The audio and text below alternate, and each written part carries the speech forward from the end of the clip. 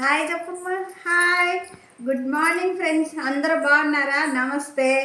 ఈరోజు మా అమ్మని గురించిన జ్ఞాపకం ఒకటి మీతో షేర్ చేసుకుందాం, మెమరీస్.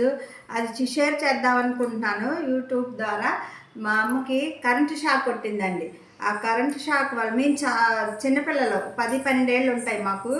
నాకు నాకు మా అన్నయ్య వాళ్ళు తిరుపతి వైకుంఠపురం వెళ్ళారు.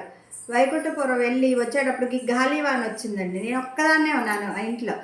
ఉన్నప్పుడు గాలివాన వచ్చింది. దానివల్ల ఈ కరెంటు ద్వారా కరెంట్ వచ్చేసింది ఇంటికి. గోడ చుట్టూతా కరెంట్ వచ్చేసింది. అది నాకు తెలీదు. టవల్ వేద్దామని వెళ్ళిన దాన్ని నేను లోపలికి వచ్చేసాను. తెల్లారే మా అమ్మ ఏం చేసింది, స్నానం చేసి టవల్ ఆరేద్దామని బయటికి వెళ్ళింది. మా అమ్మ నాకు తెలీదు కరెంట్ షాక్ వచ్చిన విషయం. మా అమ్మ దాని మీద ఆరేసింది, అంటుకుపోయింది కరెంటు దాని ద్వారా. అది షాక్ కొట్టి ఇక మా అన్నయ్య దగ్గరికి వెళ్ళి అమ్మ అన్నయ్య అమ్మ అన్నయ్య అని అరుస్తున్నాం, నేను మా చెల్లి. అరుస్తుంటే మా అన్నయ్య నిద్రపోయేవాడు గబుక్కులు లేసి ఏమైంది అని చెప్పి వచ్చాడు. వచ్చి స్టూల్ పెట్టి ఒక తన్నాడు. తన్నంగానే మా అమ్మ కింద పడిపోయింది. అప్పుడు మూతి కళ్ళు ఇట్లా తేలేసేసింది. చచ్చిపోయింది అనుకున్నా, ఇంచుమించు చచ్చిపోయింది అనుకుంటే గుడ్ లక్, దేవుడి దయ వల్ల బతికింది. ఆ రోజు డాక్టర్ వచ్చి ఇంట్లో చూసి వెళ్ళాడు. ఆ డాక్టర్ గారు అన్నారు, పర్లేదు బాగానే ఉంది, తగ్గిందిలే అన్నారు. చూశారు. 2 నెలల దాకా మా అమ్మ మంచం మీదే ఉంది.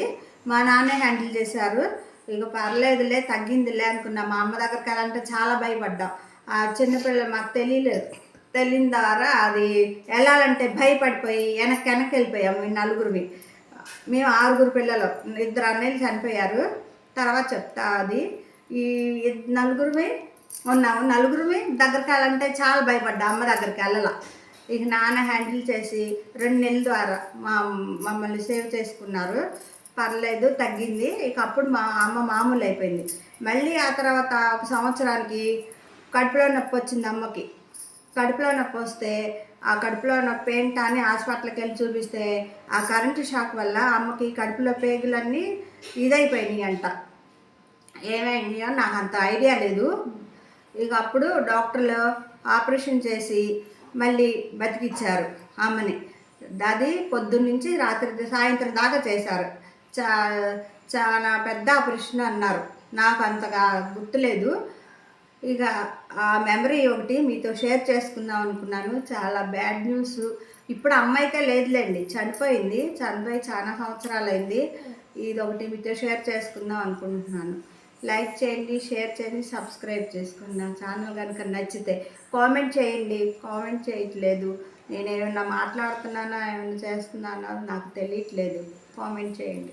బాయ్.